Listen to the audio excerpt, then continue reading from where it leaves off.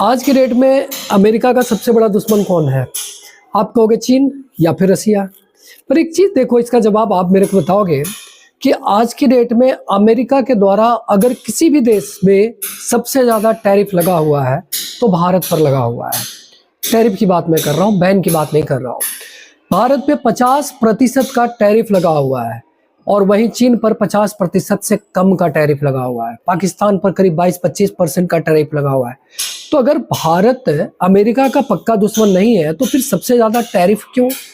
दूसरी बात, अगर ये बात हम समझ रहे हैं कि अमेरिका का सबसे बड़ा दुश्मन चाइना है, तो क्या अमेरिकियों को नहीं पता है क्या कि अमेरिका का सबसे बड़ा दुश्मन कौन है?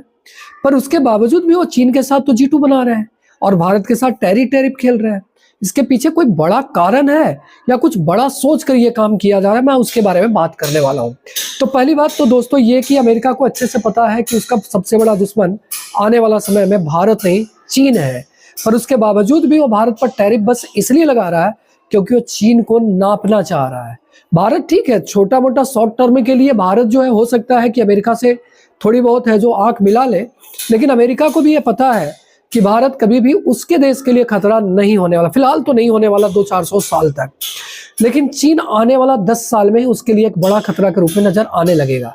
और एक खतरा नहीं, कई खतरों के साथ एक साथ निपटना पड़ेगा, चाहे इकोनॉमिक हो, पॉलिटिकल हो या फिर ताइवान या फिर जापान का इशू हो। आप देखते हो हर अंतर्राष्ट्रीय मंच पर चाइना के द्वारा ताइवान को धमकी दिया जाना, जापान को धमकी दिया जाना और तो और अमेरिका को भी धमकी दिया जाना कोई छोटी मोटी बात नहीं है। तो आज की डेट में चीन सिर्फ अमेरिका को तंग नहीं कर रहा है, यूरोप की भी अगर बात कर लो तो जर्मनी भी चीन से दो हाथ करने के मूड में दिखाई पड़ रहा है।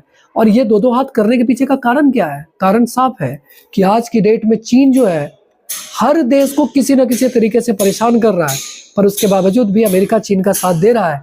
इसके पीछे का कारण ये है, कहते हैं ना कि लड़ाई तब लड़ो जब खुद तैयार हो जाओ। दूसरे की तैयारी के बिहाफ पर आप लड़ाई नहीं लड़ सकते।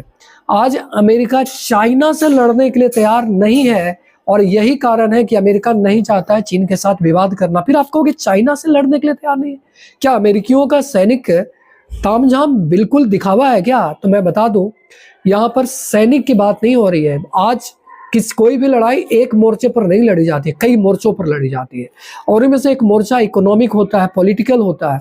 आज की डेट में इकोनॉमिक मोर्चे पे चाइना से अमेरिका पिछड़ चुका है। आप कहोगे वो कैसे? तो इसका जवाब है रेयर अर्थ मेटल।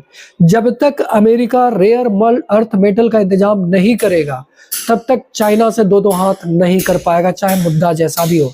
इसीलिए अमेरिका चाइना को टालना चाह रहा है और इस बीच में वो अपने आप को एयर अर्थ मेटल के लिए तैयार करना चाह रहा है। आप क्या